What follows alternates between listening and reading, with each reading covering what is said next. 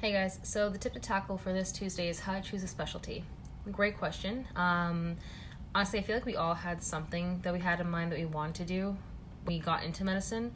And then now graduating, I'm sure that a lot of us picked a different path, or at least something that may be similar to what we started with thinking, i.e., the broad umbrella of surgery or medicine, but not exactly the same thing. That's totally fine. That just means that your medical school did a good job in exposing you to a bunch of different specialties and a bunch of different mentors. So it's fine. And no duh, like this question is going to be a tough one. So I will be honest with you guys, I have multiple specialties that I'm interested in, and there's absolutely nothing wrong with that.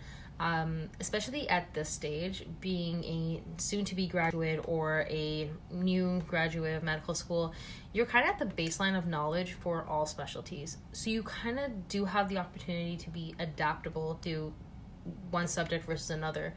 So if you have multiple interests, I wouldn't be afraid of that or feel pressured to have to choose absolutely one of them. Why not apply to both? Or however many you have on your list. Especially if you have good references and good support to pursue that one specialty versus others, and so on and so forth. Definitely, though, you want to pick specialties which you are interested in and enjoy learning about. You're going to get board exams for whatever specialty you end up choosing. You might as well study for the things you actually like learning versus the things that give you headaches. And for the graduates who have graduated for a while and have been pursuing work under a certain stream of medicine, maybe in a different country, for example, finish a residency program, have faith in your training. Clinical experience is a huge asset. And I know that we kind of bog down on averages and scores and saying that certain averages equate to certain specialties. Sure, and you might be encouraged to apply to that specialty because of your score, but if you're not going to like it, why? So I would like to encourage you to still apply to the things that you enjoy, still apply to that specialty that you've been training for, and have faith in that. So yeah, that's my advice. Here's some advice from another IMG, one of our fellow graduates, their fellow alumni, and this one is a treat. The following quote is from Dr. Ponce. Choosing a specialty may seem like a huge, life-altering decision, but you know what's an even bigger decision? Choosing to be a doctor. Congratulations on having chosen this beautiful profession. So now that's been decided, it's time to move on to what area of medicine you want to focus on for the rest of your life or career. But let's face it is your life now. Here are some quick tips I considered can help you figure out which direction you might want to take. First, always keep an open mind. How can you hate something if you've never even known what it was about? Most things in life are more than what meets the eye.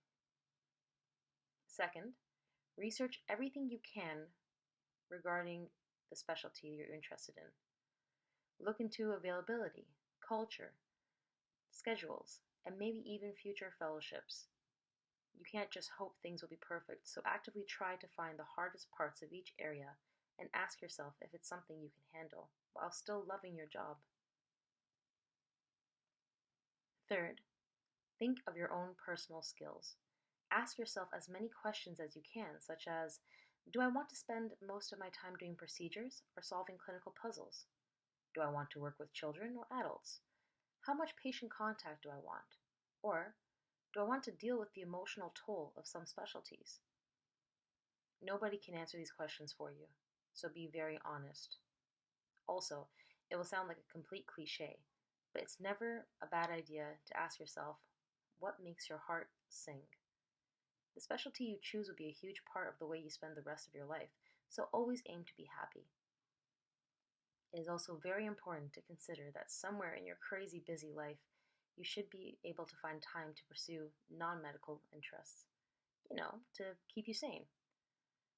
Whether it's spending time with your friends or family, exercising or volunteering, you need to set some time apart to help you find balance. One last thing I would recommend is always try to aim for the biggest goal, but be smart at the same time. It can't hurt to look into a second option, that will make you happy as well. You can only be prepared for the things you can think ahead of. Don't be scared, choose wisely, and I know you will be awesome in whatever specialty you pick.